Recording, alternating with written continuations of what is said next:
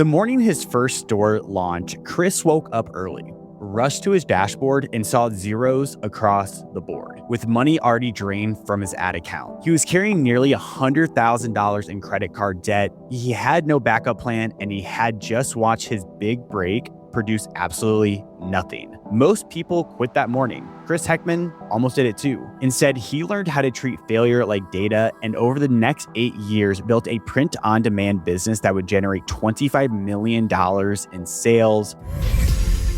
I'm Ryan Atkinson, and you're listening to the UpFlip Podcast, where we interview entrepreneurs to hear their advice on how you can start a business too. I am so excited to welcome Chris to the podcast today to talk about print on demand, his origin story, and all that comes with it. So Chris, thank you so much for being here today. What's going on, Ryan? Happy to be here. Thanks for having me. We got a fellow Austinite on the pod. I'm always excited when we can do that. But for someone that doesn't know what print on demand is, give us a little high level of what do you do? What does Chris do? Yeah. So print on demand is simply the way that we fulfill orders. So if you're a customer and you come to my site, if you place an order, instead of me having all the inventory, like in our e-commerce brand catalog, which is thousands of products, instead of me having to have a warehouse, I just simply route the order over to a partner that then prints it, packs it, and ships it directly to you. So it's a really lightweight business model that honestly, my favorite part about it is it just lets you work from your laptop wherever you want without being tied down. That is like the dream business for a lot of people. What did you do in revenue? I kind of gave it on the intro, but the last 12 months, how big of a business is this? Yeah. So I've been doing this for almost a decade. Started in 2016, which is, you can see the t-shirt shaped bags under my eyes. In the past year on our brand, Sloth Hiking Club, we've done a little bit over 1.1 million. Oh man, incredible. We're going to talk about how you got there, but let's go back to college because you graduated college, really no job lined up, ended up at Amazon just to like pay the bills here, but quit within about, I think, 3 months here, if I have it right. Tell us what was going through your mind that day when you were quitting Amazon. You're like, hey, I'm going to go try and start something myself. Yeah, honestly, it started a little bit before that. I had like not even a quarter life crisis, an existential 18, 19-year-old crisis, if that's even a thing, when I was an intern at a company over the summer. And great company. It's a recognizable name. And as I was there, I learned a lot from this walk a mile program where you go around and talk to people and learn about their roles. Super interesting, and learned a lot about their different fields. But the thing that really stood out to me was hearing people, the way they kind of spoke about their job. It almost seemed like it was a foregone conclusion in their minds that that was going to be the rest of their life. Obviously, like everybody has different situations and kids and family to support. So I'm not knocking anybody by any means. But as an 18 or 19-year-old, I was like, that doesn't seem exciting. I don't want to be able to predict what the next 40, 50, 60 years looks like. I can't even drink yet. Like that seems crazy. And so that was kind of like the raw, unfiltered thought process. And then when I graduated, still had that, no idea what to do with it. So I sat down, basically just started Googling how to start a business. Parents and reality came knocking about 6 months into that. They're like, it's great, the little bubble you put yourself in, trying to figure this out. You have bills to pay. So I ended up taking the job at Amazon, as you said. And then fortunately, that was really the fire that sparked, I think, me stepping into a real role, realizing this could be the next 20, 30 years if I don't change something fast. That it really got me to buckle down, think a little bit more pragmatically about my business. I was far from smooth sailing from that point forward, but yeah, it was about 3 months later that I left that and went all in. What gave you the confidence to go like all in? Obviously, you go to Amazon, you are like, okay, I'm going to actually focus like on my business as well. Like, what gave you the confidence to go all in after just 3 months? Honestly, I don't know, to be honest. I was stubborn. My ego, if I'm being really honest, like all those things. All that I do know is that at the back of my mind, I had what some people call like a burn the boats mentality, meaning, and I literally told my parents this at one point to their dismay. I said, I will live in a cardboard box under a bridge before I go back to another 9 to 5. Like I'm going to make this work, or that's the alternative. There is no in between. And honestly, I think I got lucky with that, because if I didn't have that, there would have been so many times where the logical thing to do was quit or go back to a job. And that kept me pushing through. Yeah. What were you doing in revenue? Because I'm asking this because when I quit my job to go all in on my own business, it's so funny what we were doing in revenue. We were literally doing like $2,500, like $3,000 a month. And looking back on it, it's like, I cannot believe I like quit my job to do that full time. I'm curious, but what were you doing in revenue then? We were, and this wasn't even a e-com brand yet. I was doing like agency stuff for e-commerce sellers, kind of getting my feet wet. And we were doing about, it sounds like a lot more than it actually was, but it was about $15,000 to $20,000 per month. But the big caveat on that was we had only shown that kind of revenue for about a month before I was like, that's it. Like, I've solved the equation, not realizing like, hey, maybe you should let this go for like 3-6 months, make sure it's actually stable. Long story short, it was not stable, but that's how much we were doing at the time. I love it. Well, I love the confidence that speaks to like the entrepreneur mindset of just like diving into it. Speaking of diving into it, so a friend invites you into his house with like 12 other people. Tell us about like this situation. What was the opportunity and like how did this set you up for success? Yeah, so it was the afternoon that I got back after I just quit the job at Amazon. I'm clean slate, wiped my hands of it, looking forward to the future. Fortunately, out of the blue, I got a call from a friend of mine who I hadn't spoken to in years, college friend, and he didn't have the house yet. He really just had the idea of, I saw you post in a Facebook group, which was ClickFunnels. A lot of people know it from back in the day. And basically we linked up, saw that we were running businesses together, and he pulled together, it was 12 of us, like a ragtag team of people, recent college graduates to people who had been out for a year or two. The common factor was everybody was wanting to grow businesses. Everybody was specifically in e-commerce. A lot of us were coming into it with like next to no experience, very, very little money, if any, to our name. And we kind of, it started off as like this really fun thing, but the benefits started compounding pretty quickly in terms of like the incubator effect. Now, to be clear, I was like 22, 23 at the time. I was not that mature. I just thought this big house, like everyone runs shop, cool. But in hindsight, there was a lot of benefits that came from it. Yeah, what were like some of the benefits of it? I'm always so jealous of that, like, because there's been times like where I just want to like get some of my friends, like, let's go to like Puerto Rico for like a month and like just like all work out there. What were some of the benefits? I'm gonna start telling people, hey, Chris told me we should do it, so let's do it. But so yeah, what were some of the benefits? The main one is one that I don't think, at least for me, I would have been able to recreate any other way besides living there, which is, and you probably heard this before, the best way to learn a language is to go immerse yourself in the country. You're going to learn it so much faster that way. Exact same thing applied here. And then at the same time, that was compounded by the fact that not only were we all immersed in it, but we were all learning so rapidly, not because any one of us were super geniuses, but it was because Chris would go over here and he'd make this little mistake on like conversion rate optimization. Then he'd come back and share with the whole house. And then, John would figure this out on ads and he shared that. So like the collective knowledge of the group, it was like the tide that raises all ships. And so an example of what that looked like was you would come down to the kitchen table at 8 in the morning to check your ads. And there'd already be 6 other guys down there, like sharing So their cool. metrics, talking about what they're doing. And again, at the time, we just thought it was a lot of fun, but you learn rapidly because before that, I was by myself. I was in a little apartment in, the middle of New Jersey. Like I would come home, I had my whiteboard on the wall with like my goals and action items. You learn very differently than in that kind of environment. Yeah, I like it. Well, let's fast forward into print on demand. So before we dive into the whole business model, all the actionable tips people can take away, how did you fall into like print on demand then? Long story short, we tested a ton of different products. We were very product agnostic. The only thing that was a constant in our business and our approach was we used Shopify, which it doesn't even have to be Shopify. It's just a site that you own, not a marketplace. That was our take on it. And we drove traffic with Facebook ads and email marketing. So it was like 3 prongs. And then the optional fourth, or the variable we were always testing, was different products. So we went through like 3PL. We've had 8 different brands over the years, 18 if you count the 10 failures. But they were everything from 3PL, socks, yoga mats, jewelry, home decor. And almost every one of those was what I mentioned at the beginning, where if you come to my site and order it, I'm able to go into my warehouse and then ship it out to you. That was how we did it for 90% of the time while we were living together. That was traditional. That's what made sense, So that's where we ended up first. The downside of that is all of your cash flow, depending on how you run your business and how close you're monitoring your financials, all of your cash flow goes back into inventory. And so how we stumbled into print on demand was it was on one of our stores that was in like kind of a feminine niche where it was jewelry, home decor. And then one of the things we had on there was apparel.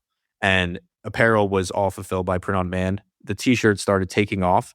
And then we were like, looked at, the ABC analysis of how much we're selling on the other stuff. We're like 80-20 to a T. It was 20% of our products, 80% of revenue we're like, why don't we just drop everything else and just do print on demand? And that's what we did. Are you working a 9 to 5 but dream of entrepreneurial freedom? Look no further than the UpFlip Academy, the #1 entrepreneurial platform with 20 plus step-by-step courses taught by active business owners, live workshops, hands-on skill training, a business idea database, and a thriving entrepreneur community to keep you accountable. Click the link in the description below to join the UpFlip Academy today and make this the year you stopped dreaming and started building your business without guesswork. So how did you, for print on demand, for someone that doesn't know, you just kind of gave it there, but I just want to make it crystal clear. What does like print on demand mean for someone that's listening for like the first time? The simplest analogy is like if you've ever walked into a store or if you ever been like on a boardwalk and they have like one of those printing press things where you take the t-shirt, you choose the design, and then they make it on demand. They print it and then they hand it to you. That's print on demand. That's all that it is. The only difference is that obviously you're not physically walking into the store. It's a website. And rather than me having thousands of printers, I just have a partner. And so the way the economics work out, if anybody's interested, is we charge roughly $30 for a shirt. So you would pay us $30 and then plus shipping, call it $35. So you pay us $35. And then our cost on that, depending on the quality you go with, is about $14 to $15. So we're left over with $20 of margin that we're making in between. I want to ask this question. How do you determine what to design on a t-shirt? So someone's like, okay, that sounds really cool. I feel like I could come with a few ideas, but like, for what you know now, like how do you decide like what the best ideas are? How do you know one has like potential? Yeah. Step one, I completely throw out anything that I think is going to sell well. We have a running joke that anything I think is going to perform well normally tanks, and anything that I expect to tank normally skyrockets. One of our coaches actually had the craziest story of this. We use a Trello board for tracking like designers and like, the pipeline. There was a design on there and it's normal. You go through and like purge stuff. There's just like crap building up. A design that he was about to purge, like take out back and just bury it so nobody ever sees it. He ended up letting it go through. That design went on to sell, I forget the exact number, but it was tens of thousands of units of one design. Yeah. So that was very humbling because you realize I know nothing.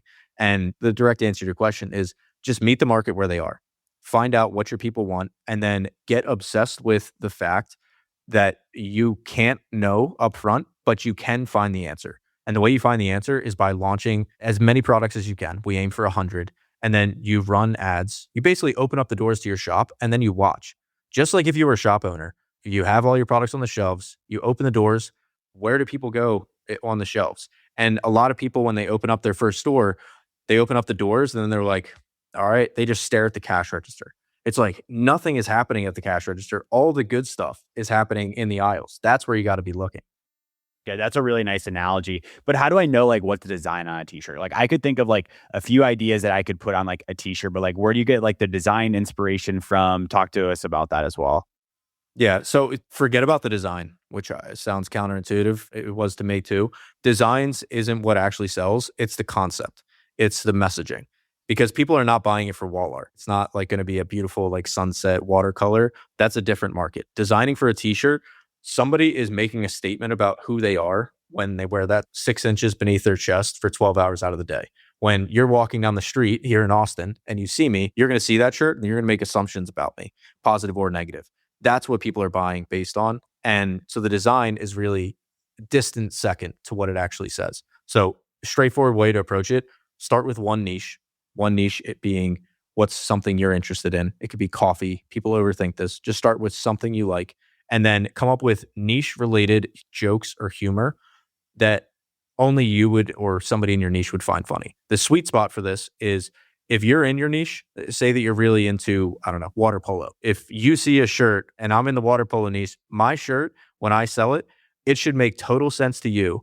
But anybody who does not understand water polo, they look at that, they're like, I don't really get it. That is the sweet spot. And that scares a lot of sellers because it requires you to say no to 80, 90% of the market in order to really stand out to the remaining 10 to 20%. That is really good. So is there a concept, should you only stick with one niche? Because the question I'm going to ask here is like, a lot of times someone says, okay, have like a broad niche here, like shoes, and then have another broad niche like coffee, and then combine them to like gather to make it like more niche. Does that also work in drop shipping? Yeah. So you start with one parent niche. So the stores that we've been in, yoga, that was a great one. We had nature and outdoors. We did tie dye, which doesn't quite count as a niche. Like that's more product specific. And then our current one, Sloth Hiking Club, each one of them, like we had crossovers, which is what you're describing. So we would have like sloth hiking and then with a cup of coffee. So like totally applies as long as you maintain like the vertical that you're in. The reason that that's important, people hear like you got to stay on niche. Like why does it actually matter? Because if you're a customer and you see my ad and I'm broadcasting to the world, we're a water polo store, and you're like, okay, these people get me. You click on the ad, you land on a site that has there's the water polo thing, but then it's next to croquet and then next to ping pong. It's like immediately waters down the effect. Opposed to they click on the water polo design, they see nothing but water polo, and they're like, these people get me. And then they start shopping. What are some of the best niches you've experienced in this space? Is it the yoga? If someone's just getting started, what are some good niches to consider? Obviously, they should consider what their own interests are, but like, what are some good niches?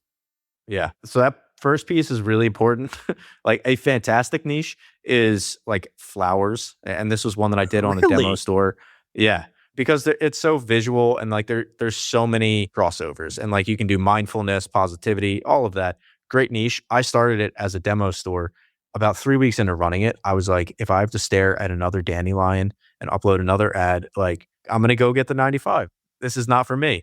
So it really does need to be something that is sustainable, something where you sit down and you actually have some level of enjoyment. The sweet spot that if I'm starting a new niche, I want there to be a really big element of humor. And this is kind of specific to me, but dark humor or sarcasm, like something in the water polo space that is like anybody who's in the niche, they get it and they're like, oh yeah, I'm so tired of that. I'm so sick of that. Another example is on our other brand, History Tees. This is the perfect example to sum it up. The top selling design was a picture of Lincoln and it said, it said just a terrible image. And it said Ford's Theater, 1 out of 5 stars, would not recommend, which that's about as dark as the humor gets. But that's the sweet spot because you have to know something about history to get the reference. And then 2, the humor is so provocative that it gets a ton of comments, which then sparks the algorithm. And that's really what leads to going like quote unquote viral, like a lot of people chase. What I love about one thing that you said is when you wear like a t-shirt, it truly is like a statement of like who they are as like a person. I was just thinking, I saw someone the other day wearing a t-shirt that said like pray on it. In an instance, like I kind of get like a sense of like who they are. So I think people should like really take hone of that. I'm sure you have a lot more instances when it comes to mind like that as well. Like it truly is a statement of who the person is. Yeah, 100%. And I think for anybody who's watching this, considering getting into print on demand or already in it, do not like attach your ego to any one of the designs that you're making because your job is to make educated guesses about what other people want. Your job is not to impose what you want on your customers and pretend that you know better than them. And it takes a little bit of humbling, especially I find if it's somebody who's coming from a graphic or like creative background, because that's their skill set. Like they have, and it's true, you have great taste, but nobody cares about your taste. They care about theirs. Okay, so someone says, okay, I got a good design. It's got some sarcasm in it. It's got some dark humor. It's niche. Chris, how the heck do I go market this thing? Do I just go pour a bunch of money into ads? Do I just go post a bunch on TikTok? What you know now, what's the best way to get like those first 10 to 50 customers, let's call it? Yeah, paid ads, hands down, on Meta. Like I used to beat around the bush with this and say, you can go organic if you want to save money. No, just set aside $50 a weekend for paid ads. If you want to do organic, it can work. You're going to be waiting years. Have there been people that do it? Sure, it's outliers. You need $50 per weekend, $12.50 per day. Run your ads Thursday to Sunday. And then in the beginning, don't watch for conversions. Watch for the cost per click. So we want it to be in the 50 to 75 cent range. When you're in that range, it shows that you have something there. And we start with one design. Great, good start. You need 100. You need 100 shots in the dark. And then you launch them into ads. And basically Meta is telling you people like these 5 to 10, they hate the rest. And very normal success rate is like 1 to 2%, if that, on the first 100. And when I see somebody has even one design out of their first 100 that's taking off, that's incredible because that's all you need. That's a thread you pull on. Like if it was Lincoln 5-star, the perfect example is when we launched History Tees, it was a bunch of different stuff from like women's history to American history to all these different things. I personally like these like blueprint maps of like Sherman tanks. I thought that was cool. Nobody agreed with me. That's okay because we had one design in there that was the Lincoln 5-star review. So as soon as we launched that, that was getting, it was like 20-cent cost per clicks. And as soon as we saw that, we're like, okay, got it. Take down all this stuff. No ego attached to it. We're just going to lean into the humor and the sarcasm. And then we just went from like that very simple iteration process. Just list out historical figures in this case. And then like what was something sarcastic or a joke we can make about it. And even there, after we had that thread, it was like a 20 to 30% hit rate at most. But that's the whole game. Launch with 100, find the one winner, and then you keep doubling down. So cool. I want to clarify this. So you could really get started with this for like $50 just on an ad budget, $12.50 a day or so for 3 days. Yeah. So $50 per weekend. So it comes out to $200 per month. And you should be getting at least a handful of purchases towards we call them testing cycles. Like you run one weekend and then you look at your data and normally there's not much there. That's okay. You just find the nuggets. And then Monday to Wednesday, you make another 25 designs. So you make 100, then you go to 125, you run another weekend test, and you're basically just stepwise increasing until eventually you find a set of designs that are able to carry the account and you're getting consistent cheap traffic. And then you start tweaking the site and get people actually converting. Yeah, amazing. So if I'm going to make, let's just start with 25 designs. How should I go about that? Because I know we just discussed like, have the sarcasm be niche, but like, how do I actually create these t-shirts? Should I use like AI tools? Like, how do I actually create the designs that go on the t-shirts? Yeah, we've worked with designers a ton in the past and we still do. Now we use a lot of AI, which some people don't like. I'm not here to be the arbiter or ethics committee of AI or anything. All I know is it makes extremely good designs and it is 99.9% cheaper than any design or anything. Like, I'm not here to decide industries, but that's what makes sense for our business. So use AI, specifically ChatGPT Image 2, the latest model. It's incredible. And when you launch your designs, you start with do a ton of research and assume that you don't know the market at all. And ChatGPT, again, can help with this, especially if you, and anybody watching, take the transcript of, there's YouTube transcript tools, take the transcript of just us talking about this and the loose descriptions I've given so far, drop that in and ask it to extract a prompt that can then go off and do research about the thing that you're interested in and find that sarcasm and humorous angles and the winning styles in your niche. It'll then do that. It'll go off, find winning designs, and then you ask it to analyze those designs and then create prompts that you can then drop into GPT Image 2 to create your own variations with your own jokes. That's roughly how you get started. And it used to take 3 to 4 weeks at least to make 100 designs. Now it's 3 to 4 hours. Dude, it's so crazy. That is the benefit of AI. I would encourage everyone to rewind that and hear exactly what Chris just told you, especially for the transcript part. I am going to ask straight up though, like what is like a go-to like good prompt that you use for the image creation? Yeah, a great question. It's not just prompting. This is very counterintuitive. Most people, when they want to make a t-shirt design, they sit down and they type in something t-shirt design related and you get wildly different outputs. The way you get the best designs, or in our experience, what we've gotten the best outputs from, is when you anchor the model around an existing design. Meaning, I don't just say make a t-shirt design. I upload an existing winner, like one of our best sellers, and then I say make this tweak. And here's the cool thing is that you could have any design in your mind and it can be very different than the one you're putting in. Just giving it like a ground truth, like starting point, it does a way better job of design manipulation than it does of just creating it from scratch. I was really just doing this yesterday. I was doing some like LinkedIn ads for my own company there. And I was like, oh, like I saw a really cool ad on LinkedIn. I just screenshot it. I used Claude and like it like turned out actually like pretty good. I think that's like one of the easiest ways to actually like get started with these ads and everything.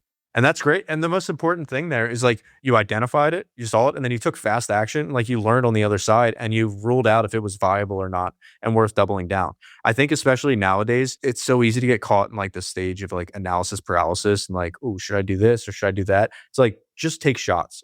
Just send a prompt, just see what happens. And as long as you just keep doing that and stay focused on like, when I do this thing, what needle is it actually going to move in the business? And is that the needle that needs moving at this current time? As long as you just keep those couple things in your mind, you're heading in the right direction. You can avoid all the paralysis. I want to give viewers, our listeners, a glimpse into like the back end operations. Can you tell us some of like your go-to like softwares that you use to actually like set up the store, fulfill? Can you give us just like a high level overview of that? Yeah, we use Shopify. Our store is hosted. Meta, Facebook, Meta and Instagram are the same thing. If anybody didn't know, same thing with Google and YouTube. They're paired up. Monopolies are fun. So that's where we drive traffic from. And then Klaviyo is email marketing. And then Printify or Printful is what we use for fulfillment. And then for customer service, we just use Gmail. You can get tools. You don't need to up until like $50,000 a month in revenue. You don't have enough tickets before then. And then on the app side, go super lightweight. A lot of beginners go window shopping. I was one of them. Go window shopping down the Shopify app store, load it up, and it tanks your site speed, racks up a bill. You don't need it. The only app outside of what I already mentioned that we use on Shopify itself is one called Hextom Bulk Product Editor. And that's really just helpful as a print-on-demand seller because you have so many variants. Rather than going through and like, if you have to remove a color, it does it for you. But that's really the whole tech stack. Do you guys like have any like employees or like how many people are like working on this business and like what is that putting you at like margin wise? Yeah. So we actually have 25 employees. That's on just the print on demand brands. It's 3. So we have 2 brands. Sloth Hiking Club is one of them. And between that, we have 3 people, one who handles customer service, one who handles product uploads, and then like the brand manager operator. Let's go into mindset and then we will close here because you've actively like pushed back on like that Lamborghini mindset culture and you actually host Mindset Mondays, which I love. Tell us more about like your mindset when it comes to like actual work and like approaching a business like this. I view print on demand or any business really as it's not about the business. It's working on you a lot more than you're working on it. I did not come up with that, but it's so true here. And I think a lot of times when people get into print on demand, especially, they start with disproportionate expectations that do not match reality. I know because I was one of them. I thought $10 million exit within 2 years when I first started. I'm like, perfectly reasonable. Why not? And it's that misalignment that throws people off. Like print on demand, just like any business, requires an extended period, 6 to 12 months minimum, let's call it, before things will really start to click for you, before you will actually start to see the light at the other end of the tunnel. But that shouldn't be surprising to anybody because that's honestly just like anything else. Like losing weight, like getting proficient at your career, like going through school. Like there is a trial and error period where things are starting to like come together. But most people quit in like the 2 to 3 month range because the rose colored glasses have come off and they're just realizing this is hard. This is a lot of work. And the moment that really sends people for a whirl is after they put in all that effort. Then they launch their first ad. And just like I said, 1 out of 100 were happy with that. Most people see 99 out of 100 as failures and then they leave because that's the moment that the internal struggle becomes validated from something external. And it's like sends us, alarm bells going off. Basically, we got to just head back to what we were doing. It's like just push through that and recognize that you're batting 1,000 on every one of the hard days that you've had up until now. And I love print on demand because it allows me to work from my laptop and I can test a million different products and have a lot of fun with it. And there's no inventory. That's great. It fits an awesome lifestyle, but it is still a business and there's no avoiding that because if it was super easy, then there's no barrier to entry. And then that means everybody would do it. And then supply surpasses demand and there's no opportunity. So expect it to be hard. It can be worthwhile. That's very objective in my opinion, but get after it. That's great advice. I remember my first full year in business after I quit my job when we were doing $2,500 in revenue. I remember that first year was like the hardest year of my life. And there was a point we got to the end of, I think that was 2024. I was literally like having like mental breakdowns and it was like, I made the wrong mistake. This is not worth it. 2025, we grew 150%. And this year we're already up 25% compared to last year. It's just like, it is the hard thing about doing hard things. It's just like, you got to push through. Yeah. And it seems like such a commonality that every major entrepreneur that we all like know and look up to or read their autobiographies about, every single one of them without fail has that moment of like bankruptcy, everything hitting the wall. Like this is within hours likely going to fail and come crumbling down. I almost see it as like a prerequisite. Like you have to hit that point. in order to, have something worth pushing forward for. Well, this has been a phenomenal podcast. Let's jump into our fan blitz questions. And these are questions submitted from our community and listeners. If you want to join on world-class entrepreneurs like Chris, email us at podcast@upflip.com. We'll get your questions answered there. But Chris, ready for our last 5 here? Do it. Speaking of money, first thing you ever bought with e-commerce money that felt real, like it actually hit different. So your first big purchase. Yeah, I bought my screensaver car, which was a Tesla P90D Model S. That was the first thing that it hit pretty different. Nice, dude. That's a good car. Next question. One niche you never touch again, no matter how passionate the audience is. I had a brand called Shirty Shirt at once. Pretty embarrassed to say that out loud, but never going back there again. Dark times. I like it. Your worst t-shirt design that somehow sold, what was it? Oh, I don't know if this even counts, but it was like a picture of me that I had uploaded by accident, like as a sample, and it somehow got up on the store. Like when you just drag in the random thing on your desktop? Yeah. It was a headshot of me and I didn't realize it. But the only reason it sold was that I didn't update the pricing. So it was like $4. Like we took a big loss on it. And honestly, they took the bigger L because somebody in the world has a shirt with my face on it. It was ridiculous. Awesome. If you have any extras, set them down. Amazon job or 100K in debt, which one scared you more? Oh, 100K debt for sure. That was, talk about like the walls closing in on you. That was like, and like your intro is very nice. Like you said, he took it and like learned from it. I'm like, honestly, the logical thing to do would have been like get a job. Yeah. Like it was honestly just stubbornness. But that wouldn't allow you to be on the UpFlip podcast today like you are. So very last one, your dad designs for your brand now. Has he ever submitted something you had to tell him was terrible? Yeah, he actually runs his own brand with History Tees and we've worked together. Yeah, he sends me some ideas for History Tees that are riding the gray line and we got to like reel him in a little bit. But the good news is he recognizes it and sends it back. But yeah, we've had some conversations. I love it. Well, Chris, this has been amazing. Thank you so much for joining us today. If someone's like, I need to learn more about Chris, where can they learn about you? Yeah, we have a 12-hour course. It's free on our YouTube channel. Just go type in the name, Chris Ekman. And we have a free community where we give away like all the resources and everything. So check it out. Love to see you guys. Everyone, that was an amazing episode. 3 quick takeaways for you. Number 1, you need to meet the market where it's at. He described pretty perfectly that you may have a really good idea for something, but you need to meet the market where it's at. They'll be the ones to tell you if you do. Number 2, this is probably my favorite takeaway, statement of who they are. That is why people wear t-shirts. It's a statement of who they are as a person. And you need to be able to match that with the design and the idea that you have. Number 3, $50 a weekend. That's all it takes really to get started with something like this, which is just so cheap. Probably has to be one of the lowest startup costs that you can have. If you are proficient in any type of ads, you probably crush this right away. Amazing episode here. If you're enjoying these podcasts, please give us a 5-star rating wherever you do get your podcasts. It helps us get more amazing entrepreneurs on the show. And we will see you next Monday. Awesome, Chris. Thank you so much for your time today. Yeah, appreciate it.